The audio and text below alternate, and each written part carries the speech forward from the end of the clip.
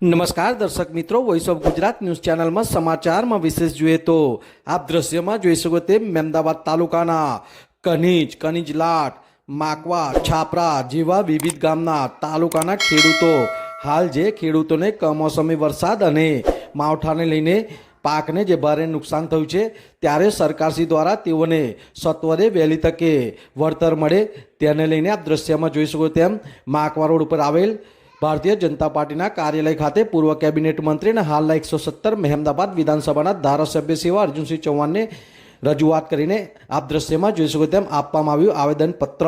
વિરાંગ મહેતા, મહેમદાવાદ. અને અમારી આ રજૂઆત આપ સરકારશ્રીમાં પહોંચાડો અને ખેડૂતોને જેટલું બને એટલું વધારે વળતર મળે અથવા તો દેવા માફ થાય એવી કોઈ જોગવાઈ થઈ શકે અને તે તાત્કાલિક થાય, કારણ કે નવી સિઝનમાં પાછું અમારે ઊભું રહેવું હોય તો ઊભા રહી શકીએ એવી અત્યારે પરિસ્થિતિ નથી. તો એ પ્રમાણે વળતર આપે અને તાત્કાલિક આપે તો નવી સિઝન અમે કરી શકીએ. જેથી કરીને અમે આપની સમક્ષ આજે આવેદન આપ્યું. એ આવેદનના હિસાબે આપ ત્યાં રજૂઆત કરશો અમારા વતીથી, અને અમને આશા છે કે આપની રજૂઆત અને અમારી આ જે કંઈ આપની સમક્ષ અમે રોદડા રોઈએ છીએ એ ભૂપેન્દ્ર પટેલ સાહેબ આપણી દ્વારા સાંભળે અને દરેક ખેડૂતને મહદઅંશે ઓછામાં ઓછું વીઘે 15,000 થી 20,000 રૂપિયા નુકસાન છે તો એ પ્રમાણે એની સહાય ડિક્લેર કરે. શું નામ છે, શું પરિચય છે આપનો? મારું નામ છે ગોવિંદભાઈ છગનભાઈ પટેલ, કનીજ રહેવાસી છું અને મહેમદાવાદ તાલુકા ભારતીય કિસાન સંઘના પ્રમુખ તરીકેની મારી જવાબદારી નિભાવું છું.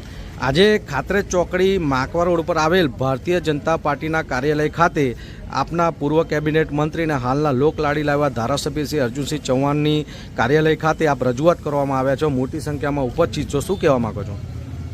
ચાલુ સાલે જે અત્યારે માવઠાનો વરસાદ થયો અને લગભગ 8-9 દિવસથી સલિંગ વરસાદ ચાલુ છે, જેથી ખેડૂતોને ખેતી પાકમાં પારાવાર નુકસાન થયું છે અને એ હિસાબે અમે ઘણી બધી જગ્યાએ રજૂઆતો કરી છે.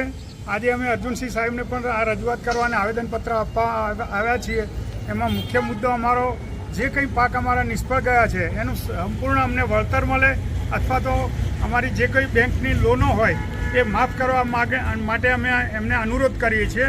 ત્યારબાદ અત્યારે જે પરિસ્થિતિ છે કે થોડો ઘણો કંઈક 10-20% કે 25% જે કંઈ પાક આપણા ખેડૂતોના હજુ હાથમાં આવે એવું હશે, પરંતુ આ વરસાદના કારણે એ વસ્તુની ક્વોલિટી બગડી ગઈ હોય તો વેપારીઓ તથા જો ટેકાના ભાવથી જ્યાં ખરીદ કેન્દ્ર હોય ત્યાં અધિકારીઓ એને રિજેક્ટ કરવા માગે છે.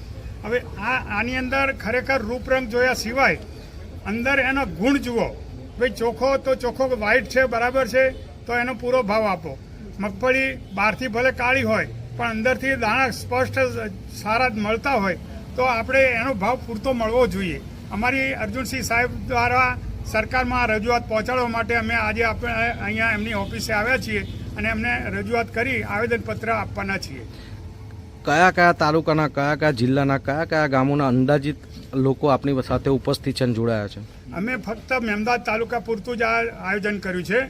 એમાં મહેમદાવાદ, કનીજ લાટ, નારાયણનગર, માકવા, છાપરા, આમસરણ, હરિપુરા લાટ, ગોઠાજ લાટ એમ લગભગ 15 ગામના ખેડૂતો આગેવાનો બધા આવ્યા છીએ અને અમારે આ માગણીને ધ્યાને રાખી અને સરકાર વહેલી તકે સર્વે કરવાનો તો કોઈ સવાલ જ નથી, કારણ કે સંપૂર્ણ નાશ પામ્યું છે.